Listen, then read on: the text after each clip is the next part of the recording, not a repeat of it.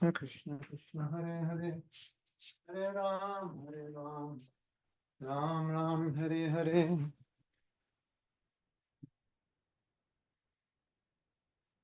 Panchakalpatarubhyascha kripasindhavyeva cha patithanam pavanebhyo vaishnavebhyo namo namaha.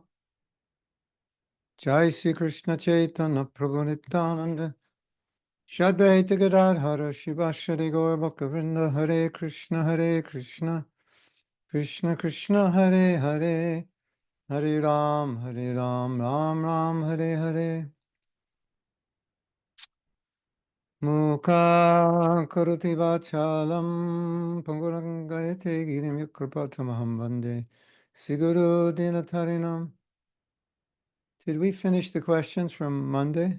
Or do we have two left?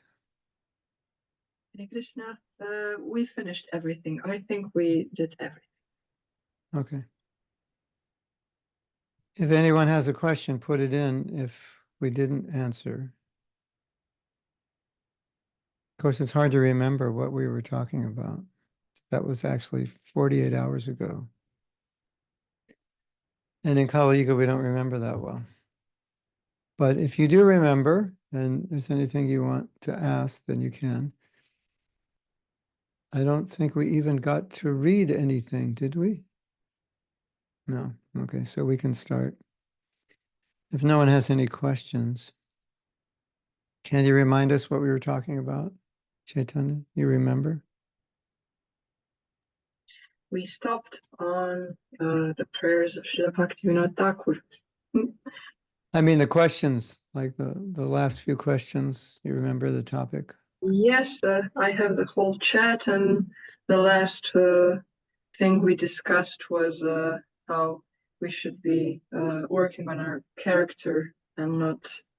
Can you give me the last one or two questions, because I probably rushed through them? Because we maybe there's something more to discuss. Let me see.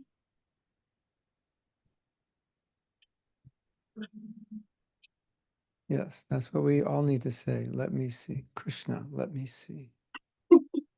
Let me see my real self. Let me see you. Let me see myself. Let me see the truth. We were speaking about the questions that Parameshwari Devi had asked too. What was her question again? Her question was... You can summarize it.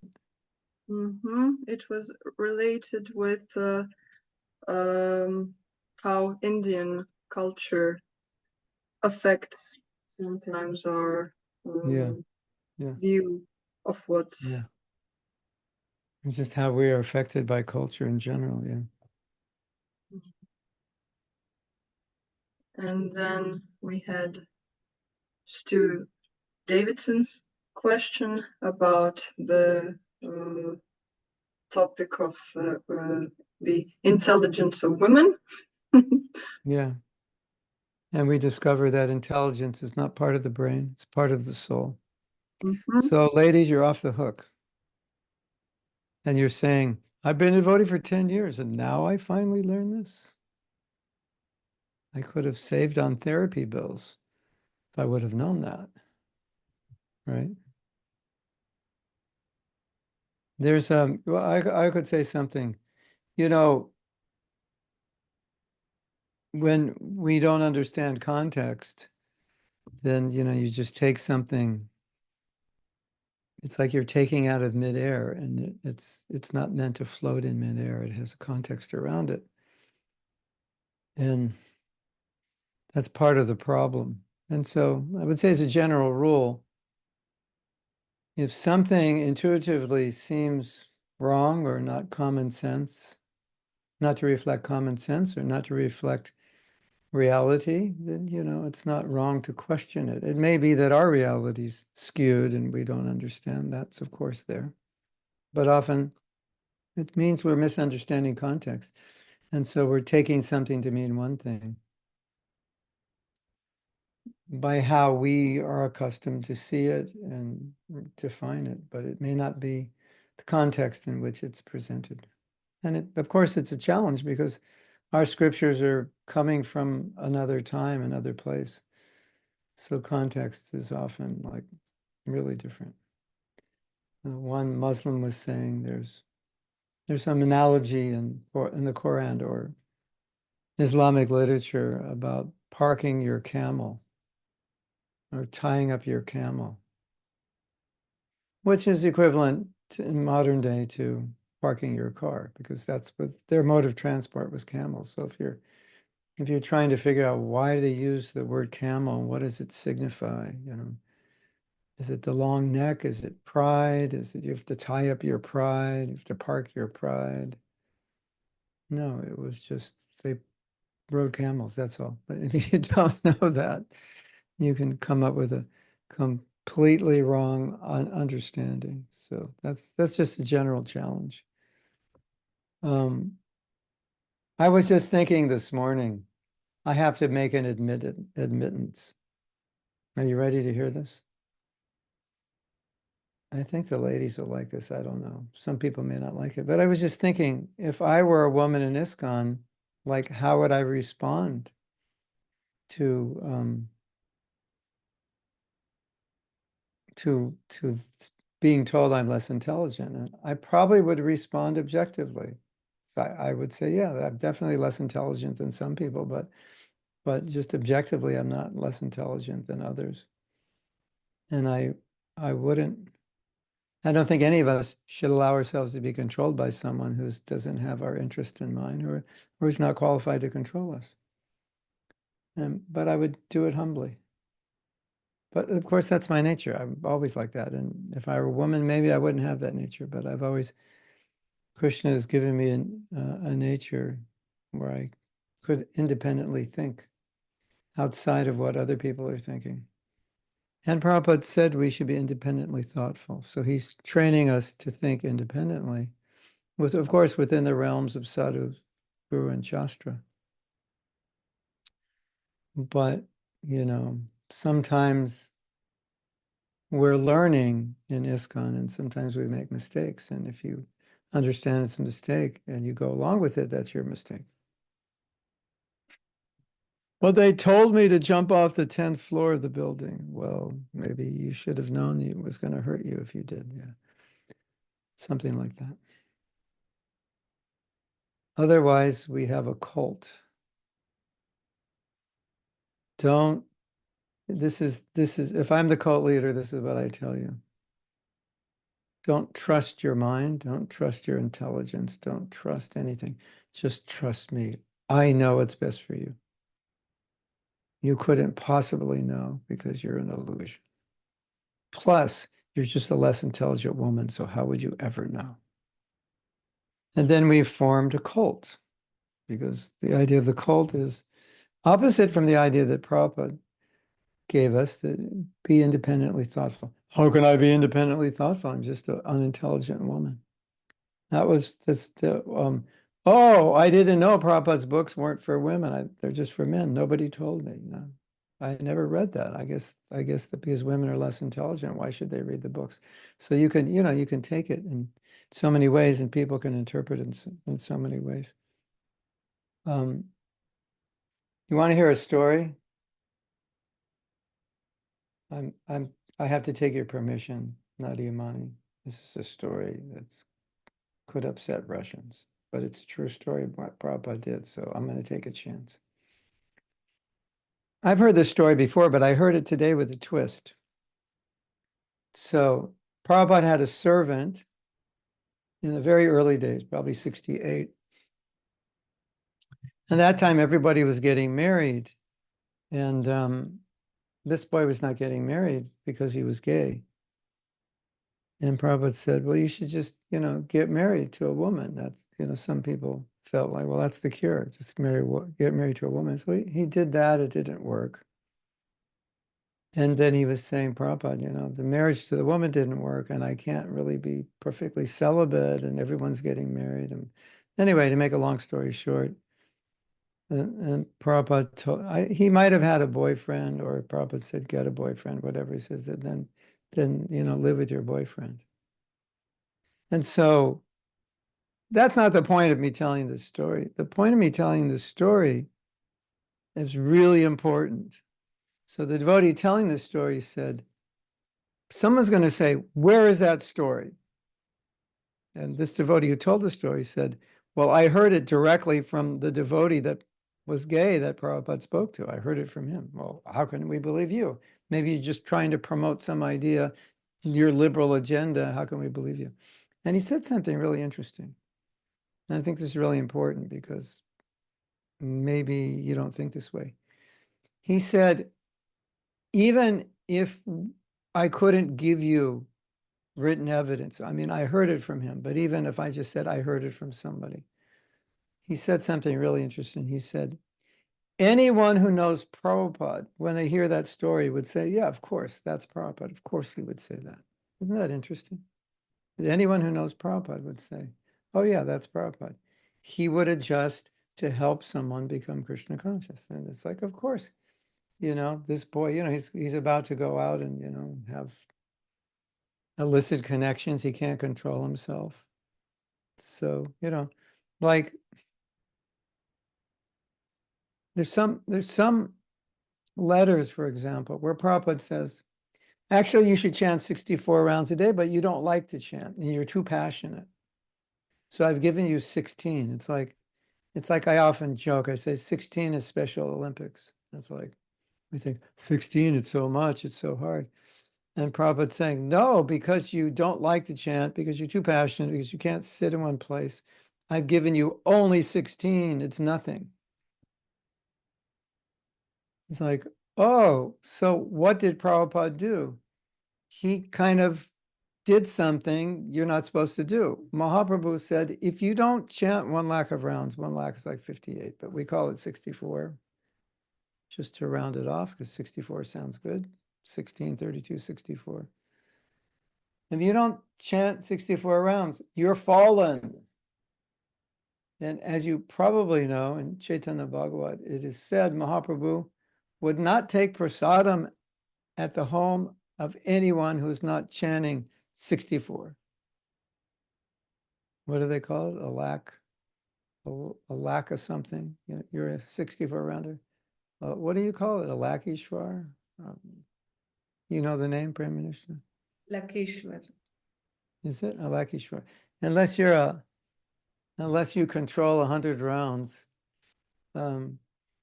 excuse me, 64 rounds, I want to eat your house, right? So now Prabhupada comes in and says, okay, it's time for the Special Olympics. It's like, and knowing Prabhupada, knowing the heart of Prabhupada and the mood, it's like, yeah, that's something he would do because he has to make it suitable so that we can go back to Godhead in this lifetime. That's really Lakpati, yeah, maybe.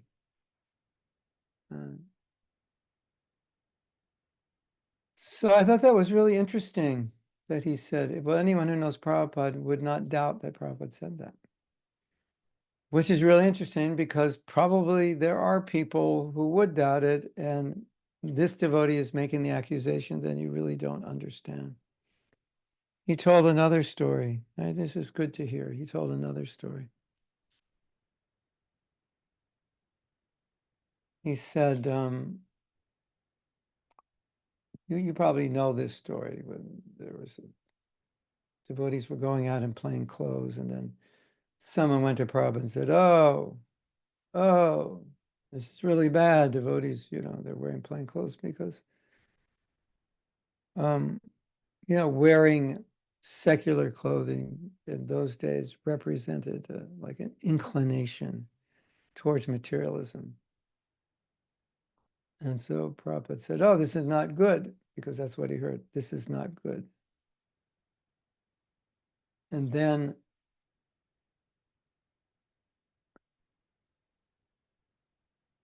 they told Prabhupada, well, we're not doing it because we want to dress up. We're doing it because we want to distribute books. Then Prabhupada said, oh, okay. So he was making the point that Prabhupada just wanted to do what was best for spreading Krishna consciousness, and he wasn't overly attached to rules and regulations. Obviously, you have to be attached to some rules and regulations. It's not anarchy. But he was making the point, if you know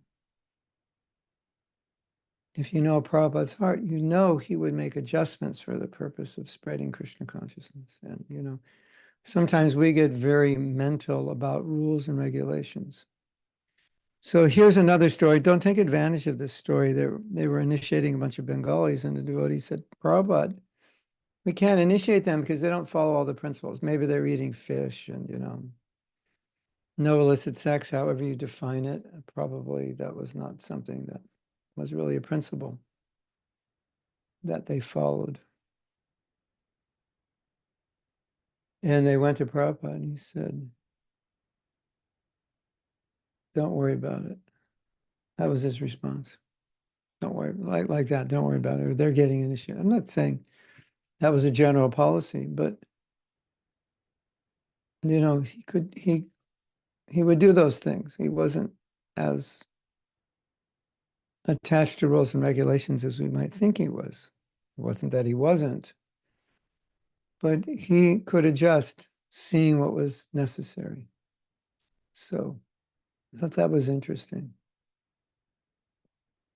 And we don't understand that nature of Prabhupada. Like we may not be able to adjust. So we have to adjust when we have to, and we should definitely not adjust when we shouldn't, or we don't have to. Definitely, if you don't have to, why do it? But there's certain things we would not adjust. We can adjust. But Prabhupada made adjustments to facilitate people becoming Krishna conscious. That's why he did it. Um, you know the famous story of this adjustment Prabhupada made when this Grihasta was divorcing his wife and remarrying, and he told Prabhupada. Didn't ask Prabhupada permission. I don't think he asked permission. I think he informed Prabhupada that he's doing it, and Prabhupada did not say no. As far as I remember, he didn't say anything. And that was like just an aspect of Prabhupada's mercy. And because if the spiritual master gives an instruction and the disciple doesn't follow it, then the disciple is guilty of disobeying the spiritual master. That's not good, because if we commit offense to our guru, it harms our spiritual life. So Prabhupada didn't want this devotee to offend him. So sometimes the spiritual master will not give an instruction that is a good instruction because he knows the disciple wouldn't be able to follow it. Or sometimes Prabhupada would say, would you like to do this? He gives you the option. So if you say, no, I don't think I can, it's not an order. So that's why Prabhupada didn't reply to him, because he was just telling Prabhupada, this is what I'm going to do. And if Prabhupada said no, he's going to do it anyway. And then that would be the cause of his fall down. Interesting. You've heard the story before, I'm sure. It's such an important story. It doesn't mean that Prabhupada, as a principle, say, well, if you don't like your wife, get divorced and remarried, no problem. Because obviously, that's not what he was saying. But in individual cases, as we're seeing here, he might make exceptions. Not that these exceptions are the rule. And you can see when the Prabhupada made exceptions, he didn't say, here's the new rule. I mean, he could do that, but generally he wouldn't, right? Okay, even with 16 rounds, it's like, okay, you can't do more, but 16 is minimum, try to do more. So, like that. Hare Krishna.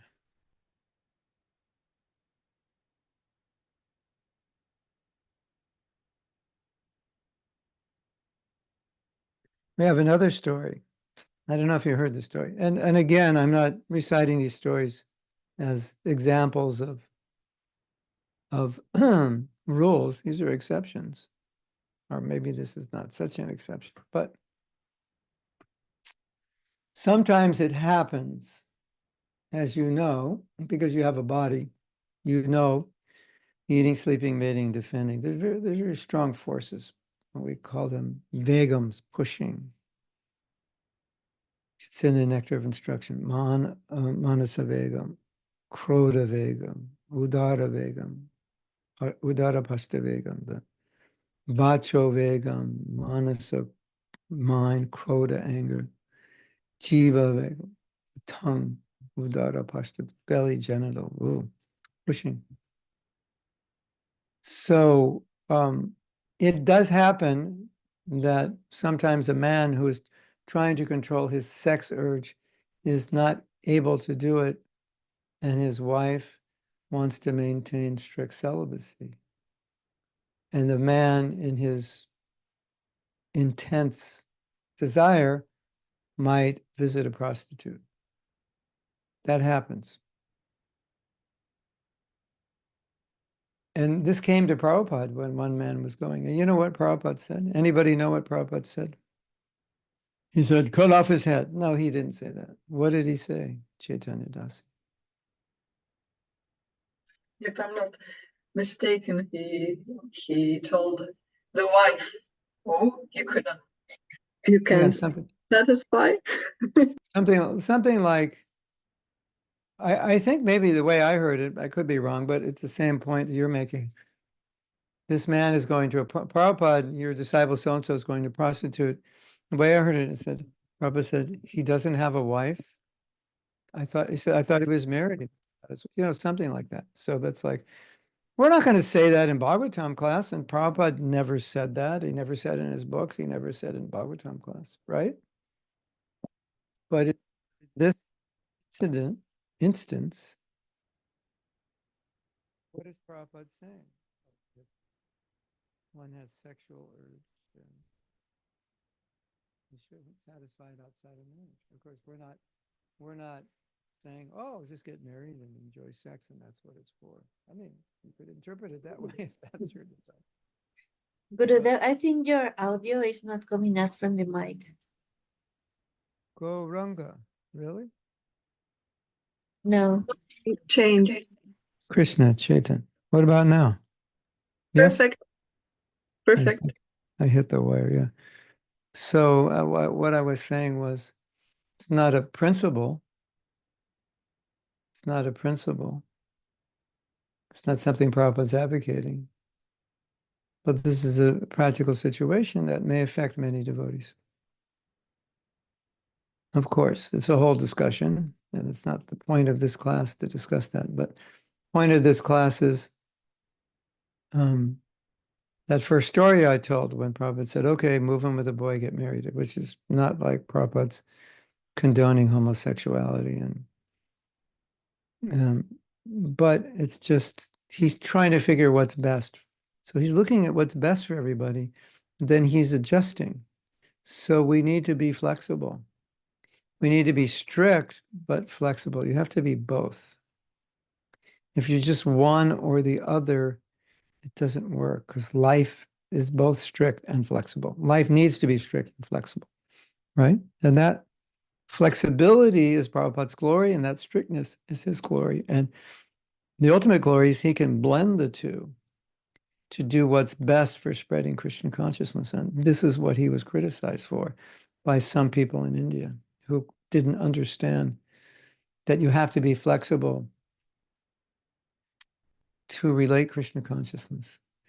The problem that I see is when you become flexible and you don't have to be, that's a problem. Like, so sometimes maybe you water something down to get people to drink it, but what if they could drink it without the water? Then you don't need to water it down.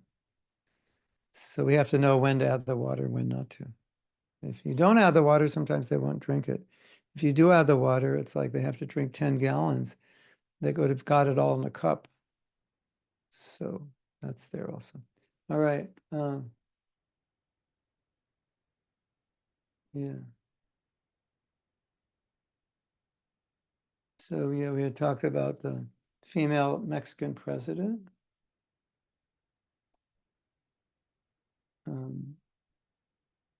Prabhupada didn't feel that women should be political leaders, but here's a problem, and this is a very sensitive issue. Prabhupada makes statements within a context of what's going on in the world. And as you know, the world has changed a lot. That context means current scientific understanding of things, right? Whatever those things may be, the human mind, brain. Society changes socially, values change, technology changes, things are different technologically speaking. So there's always this little question, if we're finding an instruction that Prabhupada gave inappropriate for the modern world, it doesn't seem to be working, or maybe working against us. So there's this question that comes up, if Prabhupada were here and he knew, because he were here, he knew what was going on, would he have said this? That's not a question that's easy to answer, but it's a question sometimes we have to ask. Would he have done what he did 50 years ago? Now, some people say he would have, it's eternal. And other people say there's many things he wouldn't have because the world is much different. Knowledge is much different, So in one sense, you can make Prabhupada look like a very, very narrow conservative person. But back in 1965, 68, 69, it did not look as narrow as conservative as it is today because things are way more liberal today than they were then. Anyway, that's a consideration. But that's not a question I could answer about any specific detail. But sometimes in your own application of Krishna consciousness or your own spreading of Krishna consciousness, you may run into a situation and go, this principle, this teaching doesn't seem applicable here. It seems to be working against things. I wonder how Prabhupada may have adjusted this. I wonder how we could adjust, adapt, trim off, add to, whatever. So it's not with everything, not all the time, but sometimes, yes, that is required. Because the ultimate goal is to help people become Krishna conscious, right? Isn't it? Yes. And that's the same thing with yourself. Like sometimes we have the question, well, what's better, 4 good rounds or 16 bad rounds? And I always am reluctant to answer the question. And I'll tell you why. Because the answer is 4 good rounds will help you more than 16. And that sounds like, oh, we're changing the initiation vows. Okay, all you initiated devotees, no word chant 4. Oh, fantastic. Music to my ears. No. Or you'll think Mahatma Prabhu's like, something's wrong with him. How can he say that?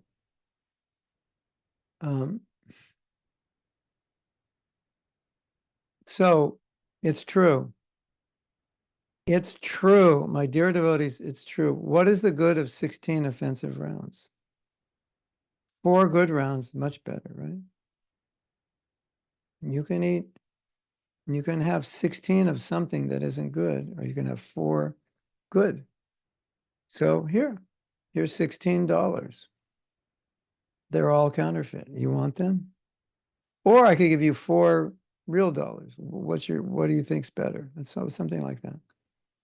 But at the same time, we can't say that if we're initiated because we vowed to chant 16. Now, we have stories where devotees weren't chanting 16 rounds and they told Prabhupada.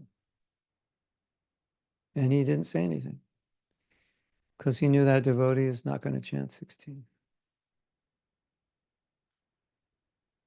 And he said, you talk to him. Prabhupada, can you tell him? You tell him. He's not going to listen to me. Same thing. I don't want to give an instruction he can't follow. So Prabhupada was moving, sometimes there were devotees say, I can't finish my rounds. I'm working 20 hours a day. There's some like emergency, something. And he would say, during this time, you don't have to. In another case, he would tell another devotee, you have to. I don't care if you don't sleep, you have to. So you know, that's why it's like, that's why it's so easy to argue about what Prabhupada would want, because he does different things at different times with different people in different situations and gives apparently contradictory instructions because he's giving the instruction that's best for the situation. So it's the same thing when you analyze your own situation and what you're able to do and not able to do, you know. I was talking last night, we had a class in a Krishna house, and a class about comparison came up, and I was just saying, you know, if you really want to become depressed, I can think of a really good way, and that's comparison, right? Because when you compare yourself to somebody that you can't be like, then you set those standards for yourself, and then you suffer, because you can't be like that, and then you hate yourself, and you might be fine just on another standard. So, so I just want to say, like adaptation is what Prabhupada did. Of course, when you're initiated, you vow to chant 16. So you're not really supposed to adapt that. You can adapt before you get initiated. If you're not living in a temple or a situation where you have to. If for some reason you can't, or it's unhealthy, or whatever. You can say, how could it be unhealthy? But you know what I'm saying. Maybe you're neglecting some duties or whatever. So don't think of Prabhupada's like this, just like black and white, you know. Sometimes, in some cases, he was, because he saw devotees were very loose, and so he needed to be strict. And so sometimes, when you're trying to make a point, you'll even over exaggerate. So that may be explaining sometimes the confusion you may have. Why was Prabhupada so heavy here, but over here he wasn't? Well, maybe over here the situation was really bad. You know, I told the story once that a couple sannyasis were traveling temple to temple, and they were giving 5 classes a day. They had 2 classes after breakfast, 1 or 2 classes after breakfast, and then they had, maybe they had Bhagavatam class and another class, and then we had, or 2 classes, then, you know, Bhagavad Gita, then Krishna book, and Nectar of Devotion. It was just lots of classes. And the devotees were getting out on Sankirtan like 2 or 3 hours later. But these sannyasis were insisting. And so the temple presidents wrote Prabhupada, and it's like, what's this nonsense? So he shut the whole thing down. I was actually there when this was going on in the temple. So this is firsthand information, Prabhu's and Prabhu's and Lady Prabhu's, Prabhurini's, Prabhu's. Yeah. Then, like a few months later, they were having problems in Hawaii. And you know what Prabhupada said? The exact opposite thing he said in this other temple. He said, you need to have 5 classes every day in Hawaii. Complete opposite instruction. Who is this nonsense saying 5 classes? Just go out and Sankirtan. So it's essential that you understand context. Because if you don't understand context, you'll become a rule body. It's like we give you a rule and say, I got a rule, and then you run with it. And you don't even know what the rule's about. You just run into a wall with it. Right? You know, my Guru Maharaj told me to run this way. Probably there's a wall there. I'm just going to run through it. Guru's order, you know, like that. You know, Bhakta Burfi on steroids. You know, you ever seen a devotee like that? Is doing something doesn't make any sense because the Guru gave the order, but he doesn't understand the order. Right? The Adventures of Bhakta Burfi. Da-dun. Guru Maharaj gave me an order. And he's running off the top of a building. And so Prabhupada didn't want disciples like that who couldn't adapt to the realities of situations, but were attached to their own ways of thinking, attached to their own cultural views, which might be harmful for people, for themselves, for the spreading of Christian consciousness. Okay.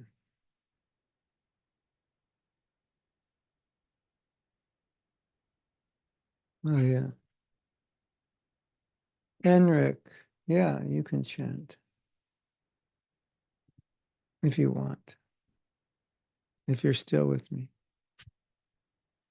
Um,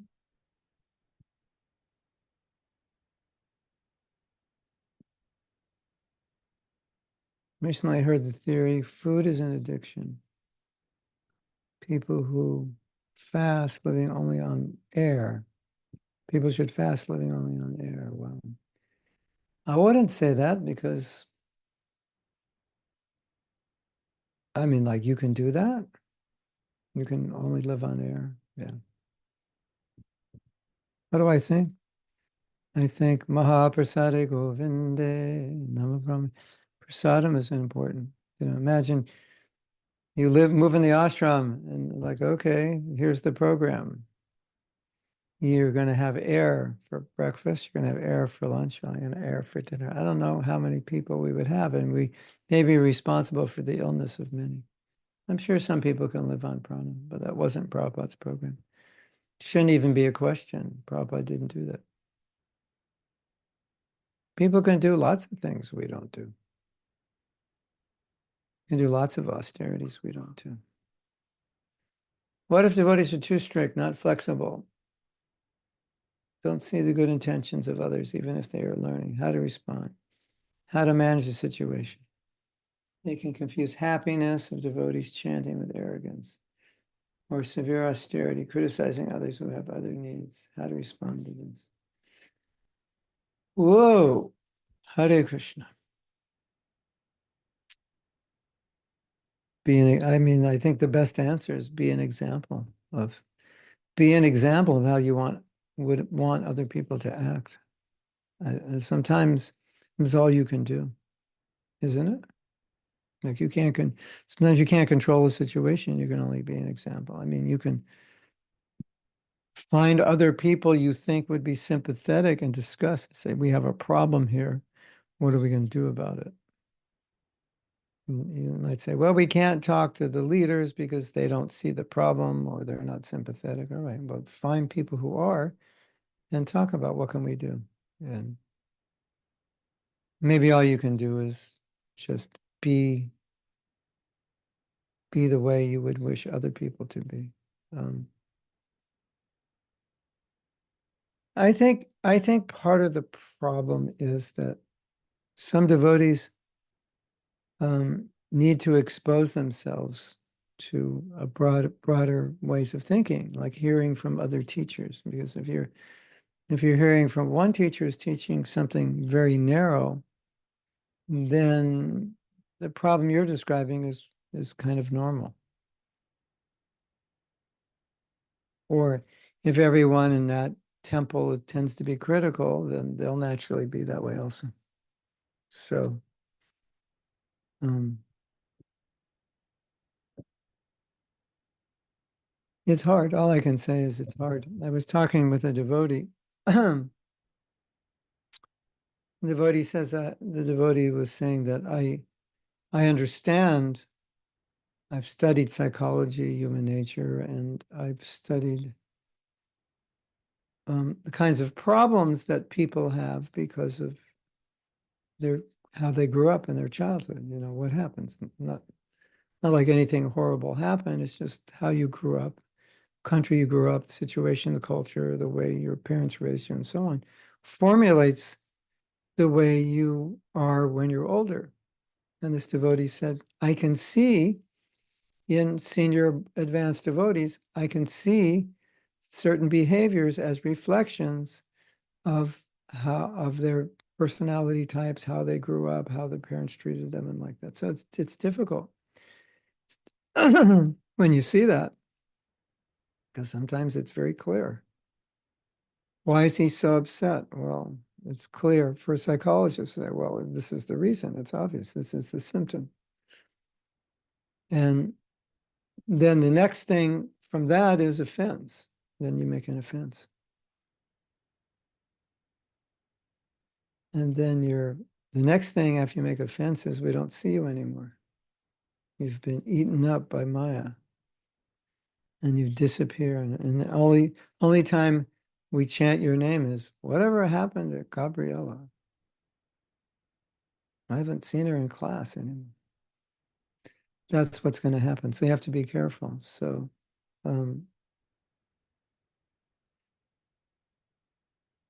as I've said before, some of the greatest lessons I learned were from people doing something that had such a bad effect on them or the people around him that I made a note. Note to self, don't ever do that. So sometimes that's all you can do. Because I don't know the particular situation, so I can't really advise what to do. You know, the technically the thing you should do is go to leaders and say, we have this problem in the temple here. Can you do something? But then you might say, well, the leader's the problem. So that complicates it, doesn't it? Then you can go to the GBC. But then you say, if I go to the GBC and the leader finds out, he'll kick me out of the temple, or he'll only, he'll only serve me the burnt rice on the bottom of the pot. He'll make my life miserable. So, this is not easy.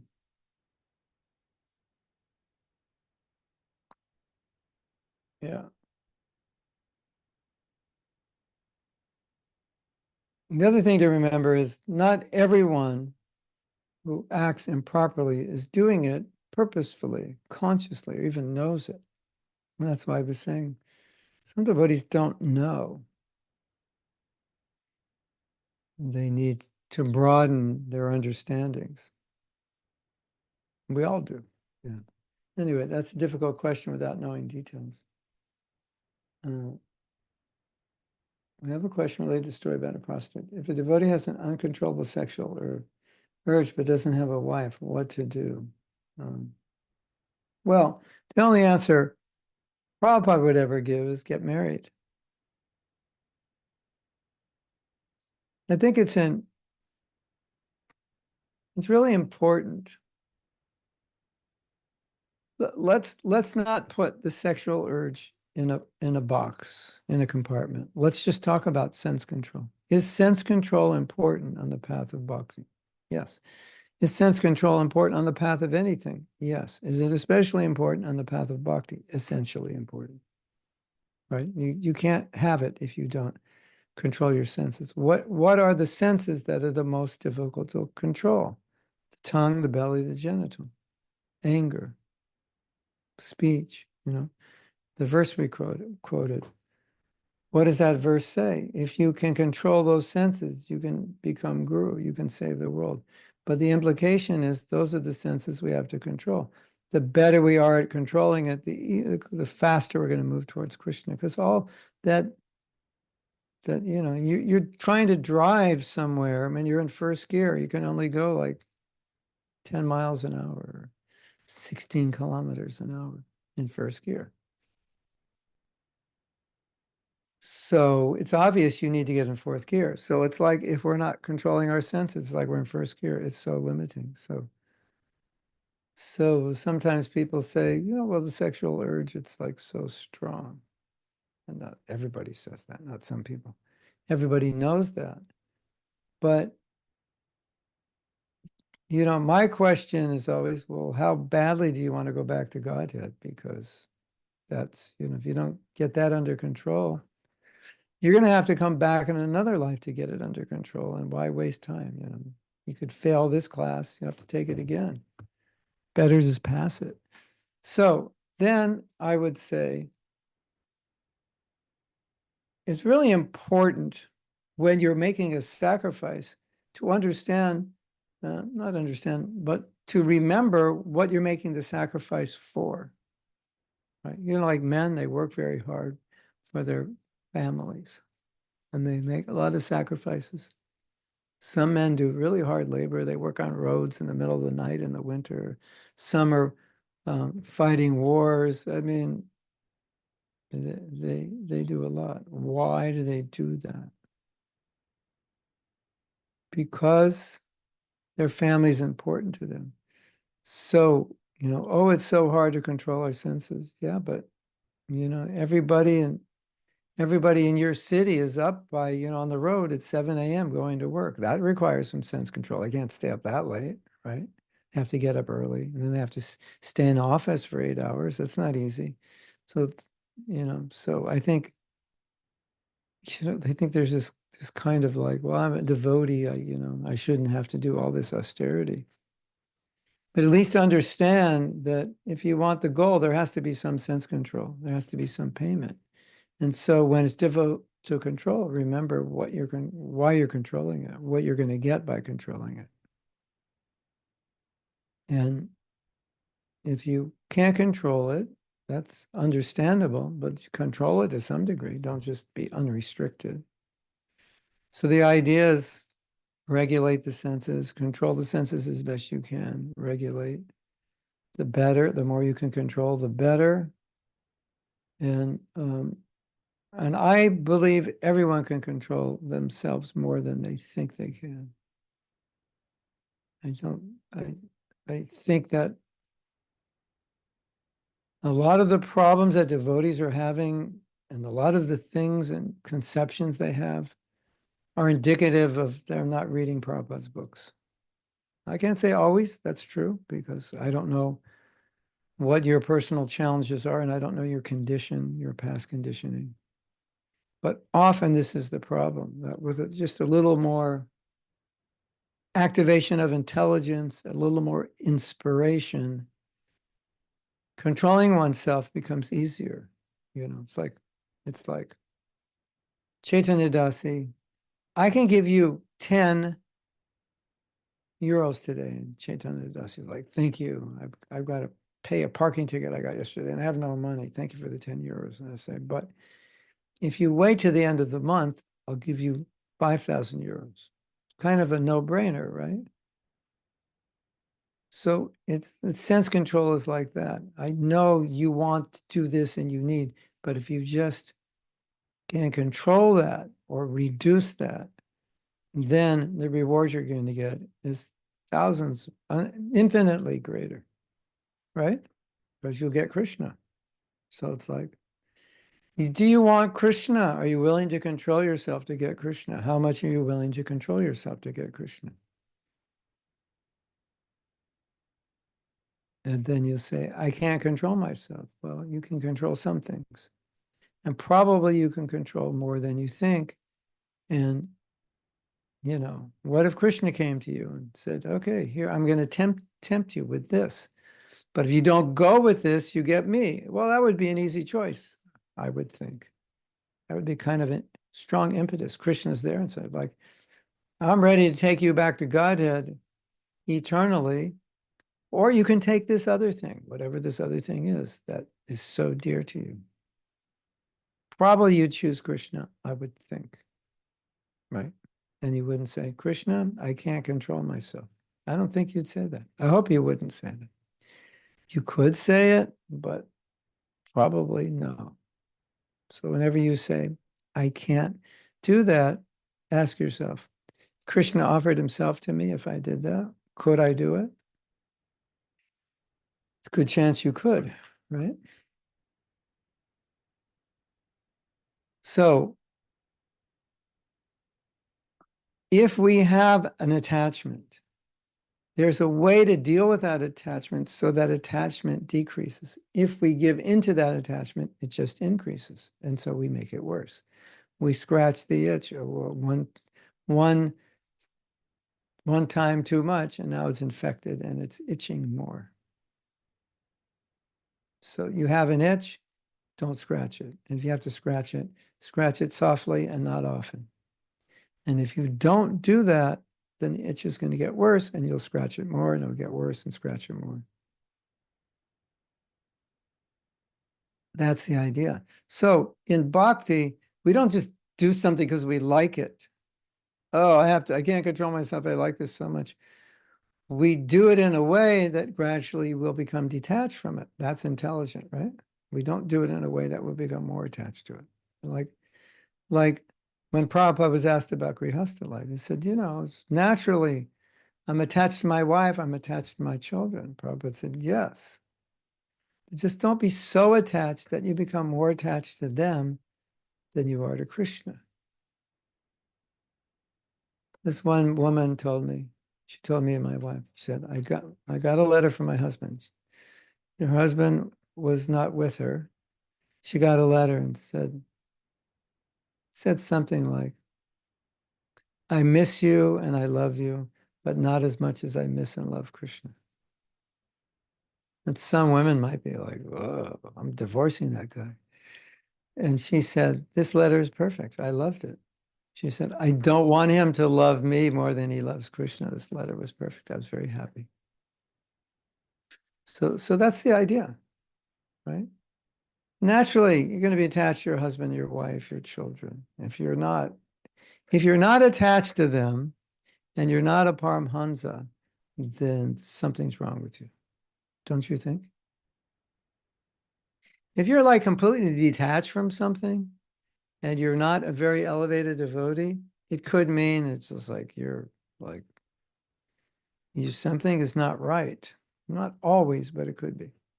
So Prabhupada said, yes, naturally you'll be attached, but not so attached that it impedes your Krishna consciousness. What would the point of that be? Right? So you have an attachment. How can you use it in a way that gradually you'll give it up? And that's the whole point. That's the whole point of Grihastha life. And some people think, oh, when I get married, then I go for it. That's not the idea. Yeah, you go for Krishna consciousness, but not for sense gratification. That's not the idea. And so Prabhupada said, all right, when you're married, you're given some license to enjoy in a way that a brahmachari couldn't. But it's not like, if you know our philosophy, obviously, it's not like, oh, now it's okay to be in Maya and it's no longer Maya. No, how could that be? I'm in the Grihastha ashram, so now Maya is not Maya. Maybe to some degree that's true, but not completely, of course.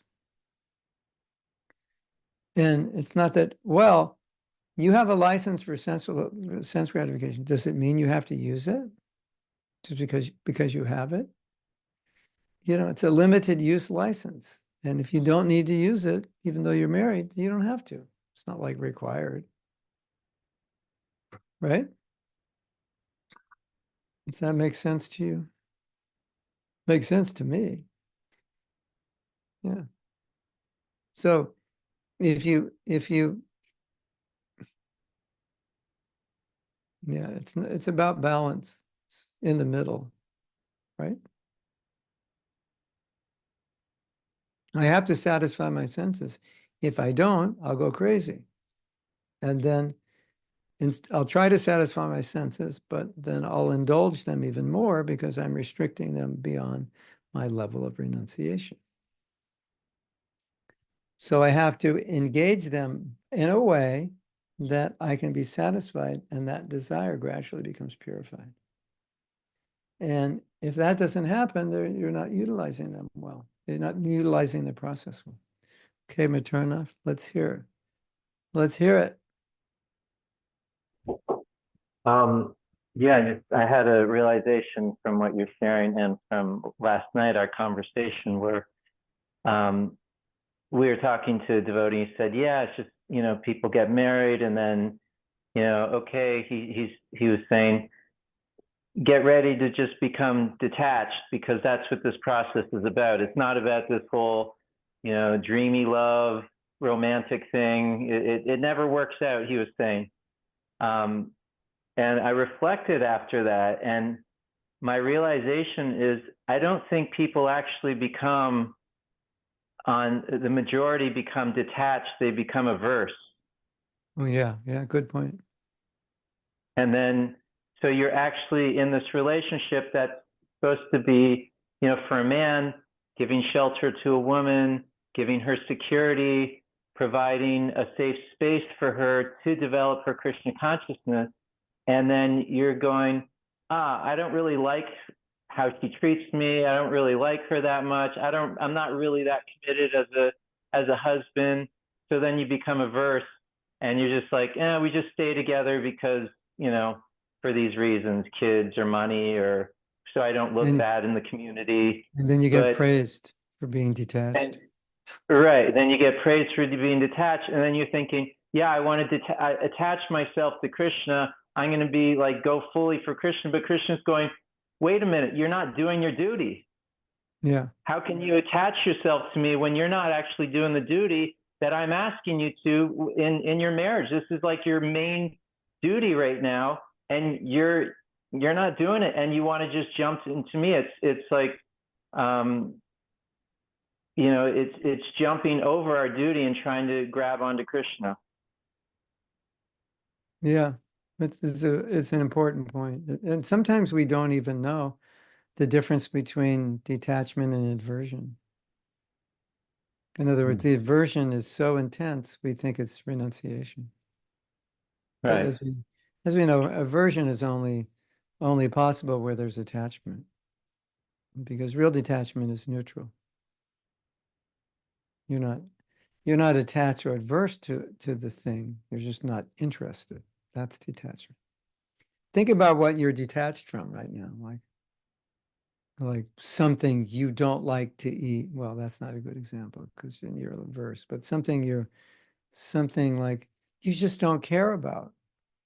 Would you like this? No, I'm not interested. I don't care. You're not averse to it. You're just not interested in it. Doesn't give you any pleasure. That's real That's real detachment.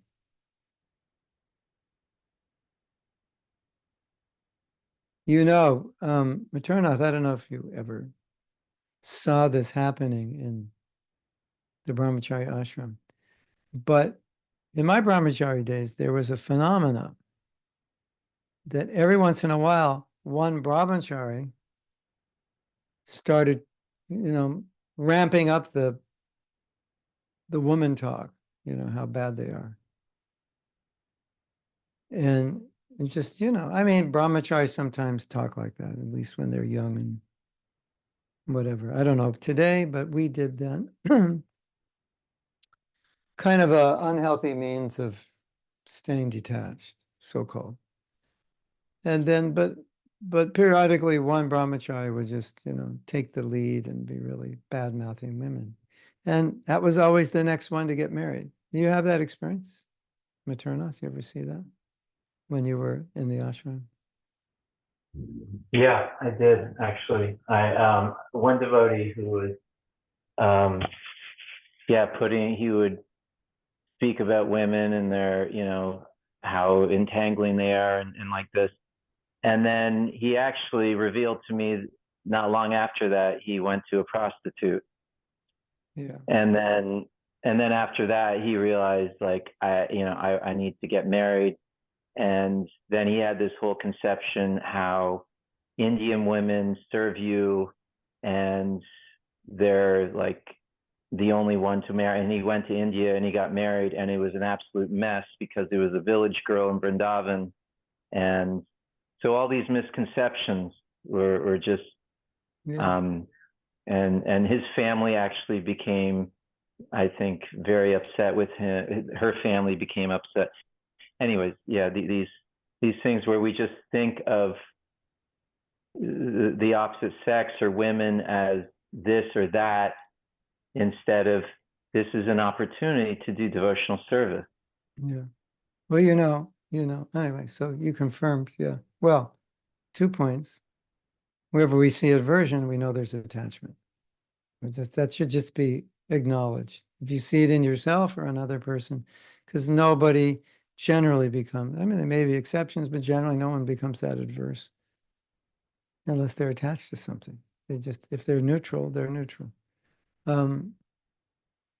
There's a phenomena going on in the Hare Krishna movement. It's been going on since I joined, and it still seems to be going on, which is really interesting. And Maternath, without describing it in detail, described it, that I am trained as a brahmachari to be servant. Yes, that's part of brahmachari training. I'm a menial servant. Our whole philosophy is das, das, anudas. It's all about I'm servant. Krishna, please make me your servant. One who's my devotee, says my devotee is not my devotee. When it's the devotee of my devotee is my devotee. It's everywhere in our philosophy. It's foundational. And that same man, when he gets married, enters the Ishvara Bhav. I'm the controller. Purusha Bhav, I'm the enjoyer. Isn't that interesting phenomenon? Like you like go against the whole philosophy. You know, no, in the house, I'm God. Right? All right. You might, and then you go to the purports, you know, Sukanya, Devahuti, this and that. You know, like you're like Kardama, right? You know. Okay, when you become Kardama, you can talk about your wife serving you like Devahuti. And so the philosophy is misused. Now I'm using the philosophy to again become God. You know, I couldn't do it in the Brahmacharya ashram, but in the Grihastha ashram, I could become God. So like I'm getting out of the Brahmacharya ashram. It's too restricting. You can't be God there. You just have to be a menial servant. I mean, and so then I can't wait to control this woman and have her become my menial servant. And then again, I become God. So what did you learn in the Brahmacharya ashram? I find it so interesting and such a powerful feature of Maya that the man gets in proximity of a woman, his desire to be God, control, and joy, it just like explodes from the humble brahmachari to the Ishvara Purusha Bhav, control and enjoyer mood. Have you seen that before, any of you? Isn't it weird? It's like there was like everything in your head about being a servant, it just dripped out when you saw that woman. Yeah. So when you were talking, Maturnath, I was thinking something that I've been thinking a lot lately. Nobody should enter a relationship with any other motive than to serve the other person, because any other motive is going to make that relationship difficult. Your motive is to serve. And if the husband and wife, both their motive is to serve, support, then it works. That's how it was meant to be. But if one is thinking, I'm here for all my needs to be fulfilled by you, and they're both thinking like that, where is that going? That's going into conflict, because there will be conflict. Whereas if it's like we're here together to serve. Okay. We still didn't answer that question. What to do if you have uncontrollable sexual desire? Learn to control it. That's the only thing I can say, because if it's uncontrollable, that means you will be controlled by it and it will harm your spiritual life. And if you want to go back to Godhead, then you have to make these sacrifices. And no matter how difficult it is, it's just, some things are difficult, but it's more difficult not to do it. So what is more difficult, controlling your sexual urge or letting your sexual urge control you? I would say the latter is more difficult, because it will cause you more misery and it will undermine your Krishna consciousness. Okay, we have Janaki's coming up with a counter argument. Jamunacharya says, whenever I think of sex life with a woman, my face at once turns from it and I spit at the thought. That statement seems like an aversion. But you have to quote the first part of the verse, because what he's saying is, well, number one, he's not saying I spit at women. He's saying I spit at the thought of my desire to enjoy women because I'm relishing Krishna consciousness. See, he was remembering, he was a king and he was remembering his affairs with women, and now he's relishing Krishna consciousness. So he's like, Krishna consciousness is so relishable. I can't believe I thought these relationships with women are relishable. So it's like, it's actually a statement of ecstasy. It just looks like aversion, but it's really ecstatic. Like, you ever have that, like, you ever have that thought? You see some video or you see somebody doing something that you used to do, and you're like, oh my God, I can't believe I used to do that. I was so stupid. And you're like, I hate that. That's so horrible. But it's coming out of your relish of Krishna consciousness, like I'll hear some rock and roll music. I can't believe I used to play that. So yeah, there is some aversion, but it's you could say it's pure aversion because it's based on attraction to Krishna. Like I'm so relishing kirtan, I can't believe that I used to do this other thing. So it's not an aversion in the sense that it has attraction in it. So the aversion we're talking about is it's got attraction in it, which is why we're adverse to it. But his spitting on the thought is like there's no attraction there. It's just like he's like, I can't believe I did something like that. Does that make sense? It's not exactly the same. There's no aversion in it. Sanjay said, perfectly right that we have to control, limit sense gratification, but even in Grihastha ashram, life is difficult to control sense. It is said, the more you scratch, the more you want. Prabhupada said very genuinely, the child is very important in Grihastha life.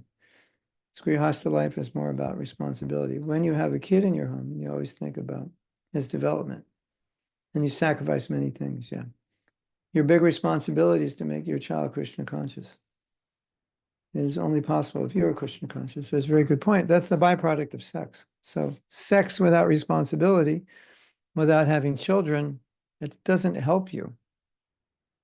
But if you want to purify your sex life, then you have children. And so that's what happens when you do it properly. You have children. And that's how you become purified, as Sanjay rightly said. You see, the whole problem is that in our culture, we have contextualized sex as the ultimate enjoyment. So it's all surrounded by romance and different partners, and yeah, we don't have to go into it. But Krishna never said that that's what sex is about. Krishna said, dharma, viruddha bhuteshu. Kamosmi bharatarsha. What does that mean? Krishna said, I am sex. What kind of sex? Sex with your wife, with your husband. What for? For having children. That's where I appear. That's religious. And that kind of sex will detach you.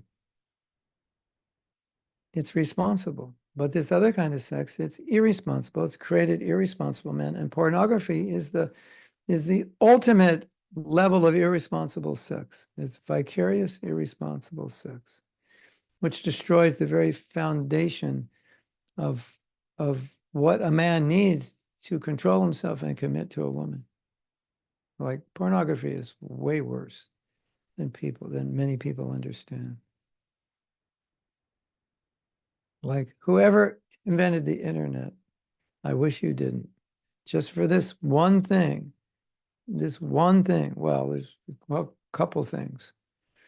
We're destroyed. The internet is actually destroying the world. You know, you look at the pros and cons. As I often said, if there were Brahmins on the planet, they would have definitely restricted the internet. And they would have chopped off the heads of all the people who own pornography sites. I don't know if they chopped their heads off, but they would stop them. They wouldn't allow it. Or they would regulate it in some way. So you have to curb the sexual thing in some way. You have to understand it in some way. And the way is recommended eternally, except in the last 50 years, is to be married, oh my God, to one person. Can you imagine how difficult that is? Although that's what's been done historically, you know, generally, at least religiously speaking, that's how it works. And you satisfy your sexual needs in that relationship, and specifically by having children. And taking care of children is a lot of work, a lot of time, a lot of money. And it actually purifies you. It's so interesting. It's like, what happens when you eat? Why do you eat? What happens when you eat? You eat to nourish your body. Not that we always do it. We eat because we like it, but the purpose is nourishment. Right? So the purpose of sex is to have children. That's the consequence. Pretty obvious, isn't it? So could you imagine a society that had pills that allowed you to eat, like you could eat all day and you wouldn't get sick and you wouldn't gain weight and everything you're eating would just come out. Wouldn't you think that was weird? Wouldn't you think something's wrong with society? They just want to eat all day? A gluttonous society? Well, what's the difference with sex? Take a pill and you can just have it as much as you want. You won't have children. I don't really see it any different from eating. Of course, modern women, they probably shoot me if they heard it. Just don't put this on the internet. I don't want to die. Because this will not make sense to them.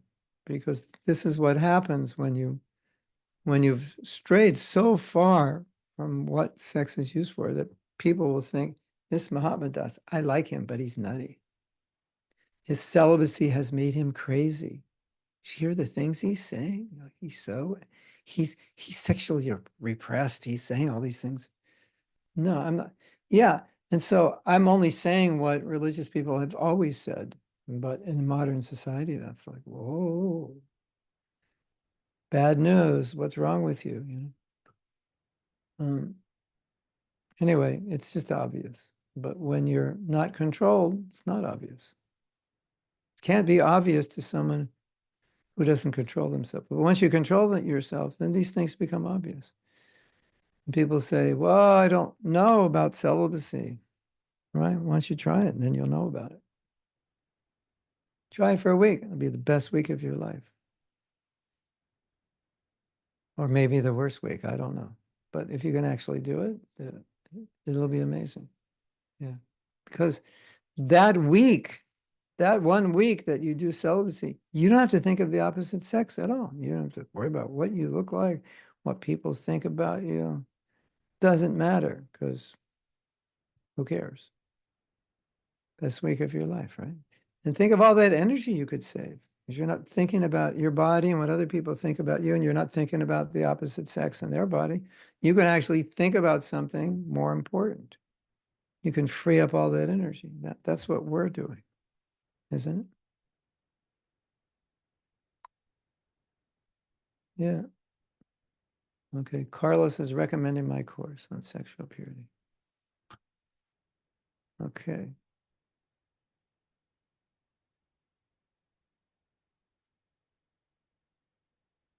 Element of repentance in Jumanacharya's statement. Yeah, we could say that. I think there's disgust for sure. I mean, we all have that disgust. I can't believe I used to do this. It's disgusting. All of us who were not born vegetarians, if you see somebody eating meat, you're like, I can't believe I used to eat that. It's disgusting. It's the same idea. So, you know, it's aversion, but aversion without, it's pure aversion, not contaminated by any form of attraction, right? Mm.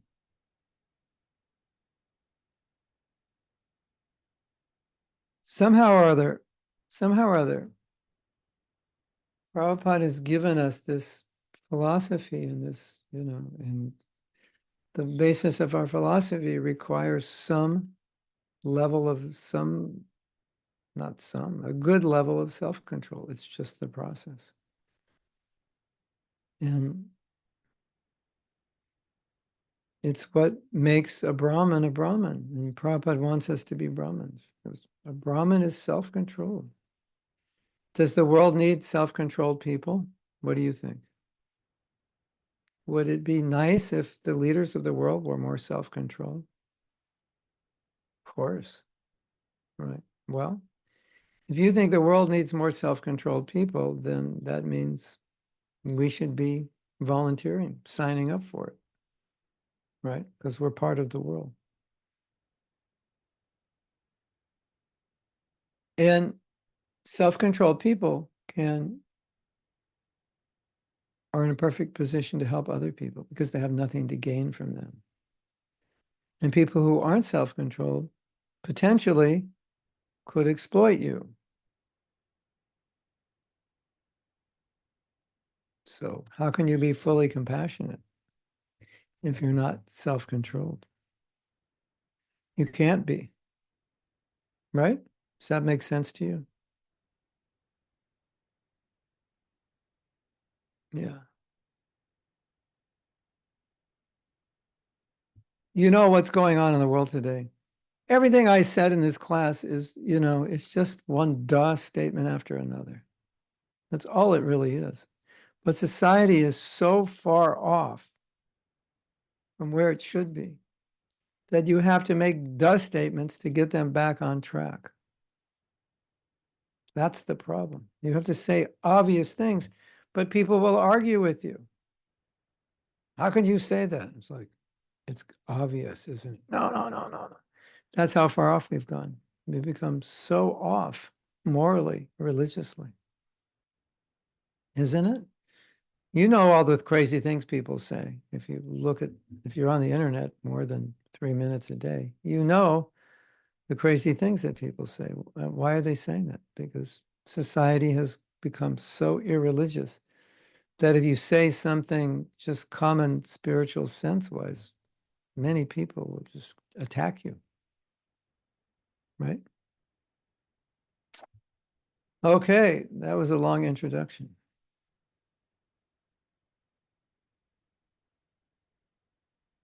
Now we can read something by Bhaktivinoda Thakur.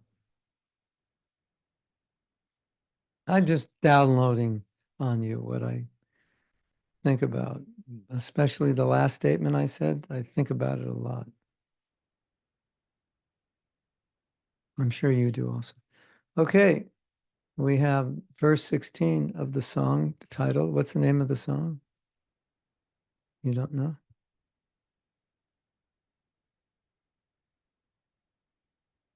It's about the holy name. In spite of all these offenses, I pray that if ever in my life this most fallen soul has once accidentally uttered just a faint glimpse of your holy name without offense, then kindly mitigate all of my faults and allow me to chant your name simply for the pleasure of you both. No title, but I will find the title. No, it has a title. You mean, yeah, we know what you mean. It has a title and she will find it. Yeah. So this is interesting. This reminds me of the last verse of Isopanishad. Agne Sapat. Agne Supadayasman. The devotees praying like, if I've ever done anything good, Krishna, give me credit for it because I'm leaving my body and I need credit. You know that verse? It's the last verse of Isopanishad. Please remember all the good things I've done. So here, Bhaktivinoda Thakur, he's making a deal with Krishna. If I've ever done anything as payment for this request, then please, please let that good that I've done be my payment. So mitigate all my faults. I was thinking yesterday, it was yesterday, I was giving a talk on past conditioning. I didn't mention this, but I had a thought. It's a nice thought. Ask a question. All the problems you have, all the conditioning you have, all the attachments you have, all the desires which are not Krishna conscious, if they could be removed, all the lust, anger, greed, envy, if they could be removed, just gone, would you allow that to happen? And how do you think you would feel? And I think most people would say yes, and I would feel amazing, right? So this is like how a devotee thinks. Krishna, could you just like remove all of this? Because I don't need it. Not only do I not need it, it's just getting in the way. Wouldn't that be nice? The little bhakti pill, take this bhakti pill every morning as soon as you wake up. It relieves what? Lust, anger, greed, envy, resentment. Like, would you take it? I think if you're a materialistic person, you wouldn't. You say, well, how would I exist? How would I have any inspiration to do anything? I wouldn't want to compete. I wouldn't want to outdo people. I'd lose my edge. I wouldn't be sarcastic anymore. Yeah, that might be there. For devotees, no. So It's kind of what Bhaktivinoda Thakur is praying for. Like, Krishna, I'm kind of tired of having lust, anger, greed, envy, etc. Could we make a deal? You know, I've done something for you. Could you just like pay me back and just remove it all? So that's a nice mood to chant with. Hare Krishna, please remove it all. All those things. Now, there's two things. You might say, oh, yeah, all these things, they cause me anxiety. But how about this? There's a higher thing. Is all these things are getting in the way of my relationship with Krishna, because it's not just about me and my anxiety. I would be, if I didn't have all of those, I would be happy. That's kind of like Brahman realization or something. Right? So that's not the goal. The goal is to make Krishna happy. And so Krishna, if I didn't have these desires, our relationship would be closer, better. So that's Bhaktivinoda is not saying, I'll be more peaceful if you remove all this. That's no. It's like these are the things that are getting in the way. If you remove them, then I can come closer to you, right? Mm.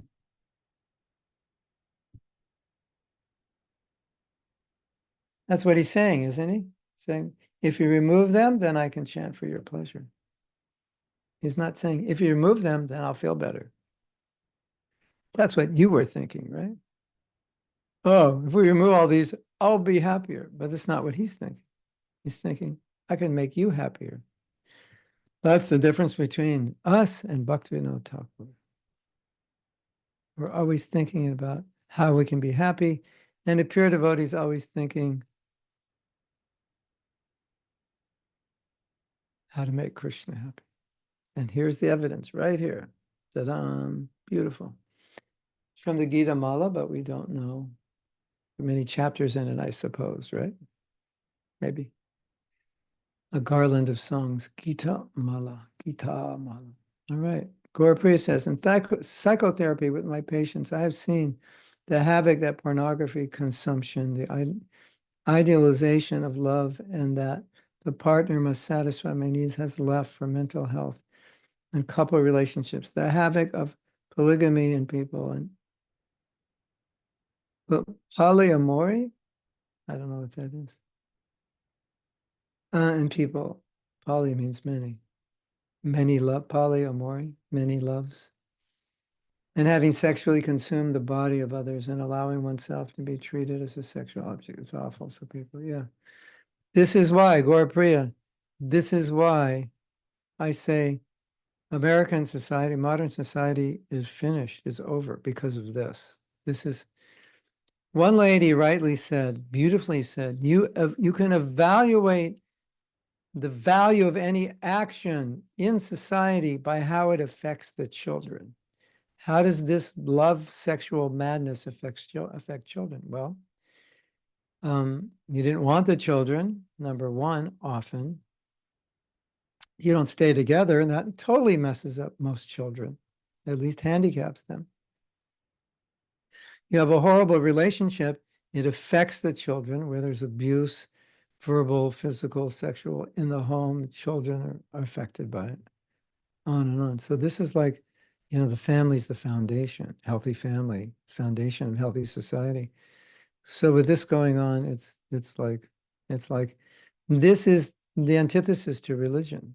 And that's why more and more people are becoming irreligious. And sometimes I think, I don't know if you feel this way, sometimes I think, if you're going to be irreligious, do it in style. Don't profess to be spiritual and say all these things. Just say, I don't believe in God, I don't believe in anything. I just want to do whatever I want to do.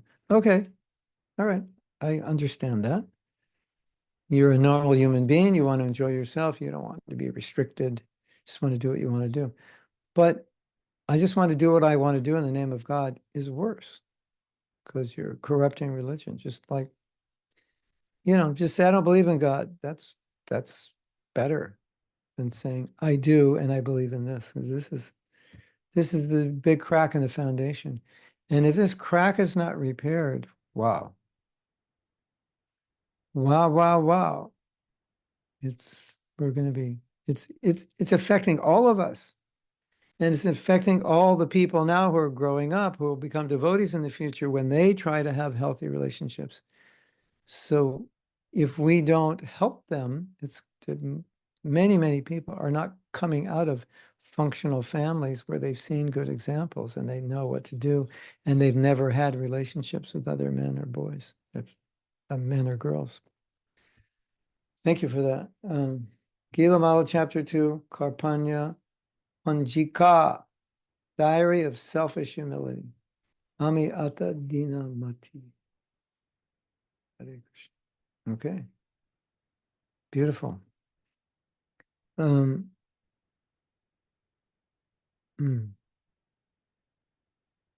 Hare Krishna. Yeah.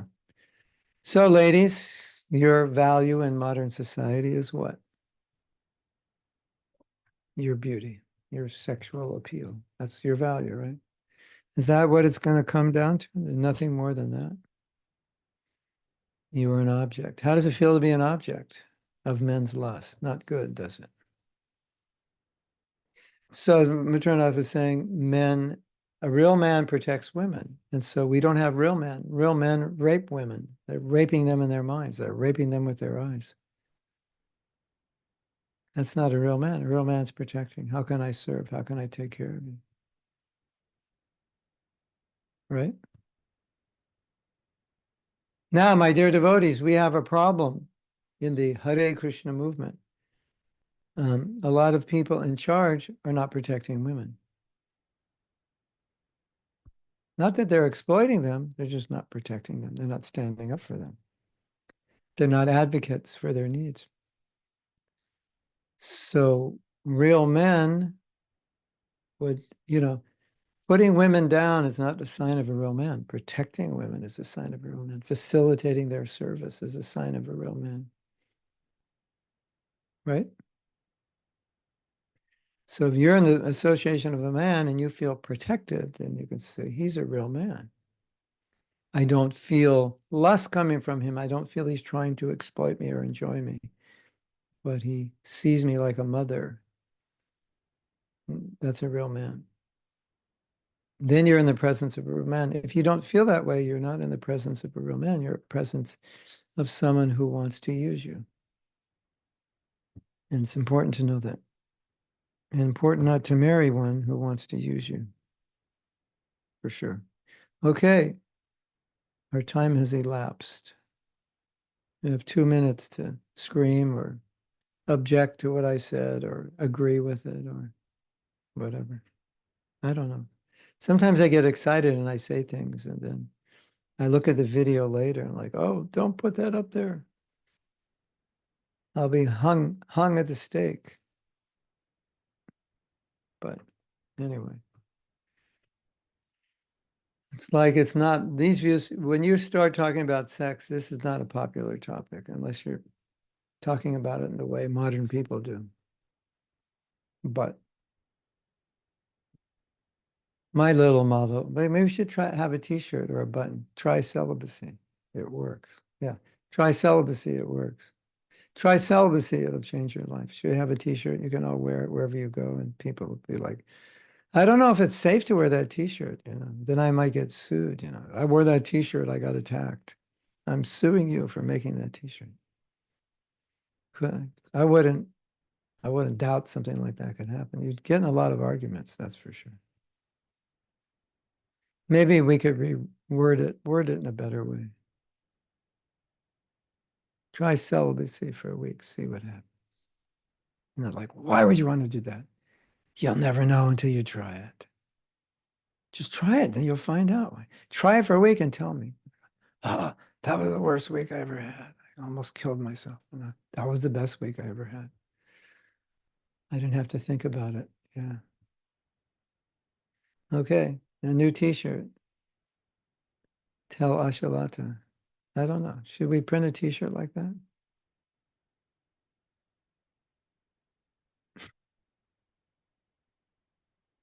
Yeah, Chaitanya Dasi says we started liberal, we ended it. We started Democrat, we ended a Republican.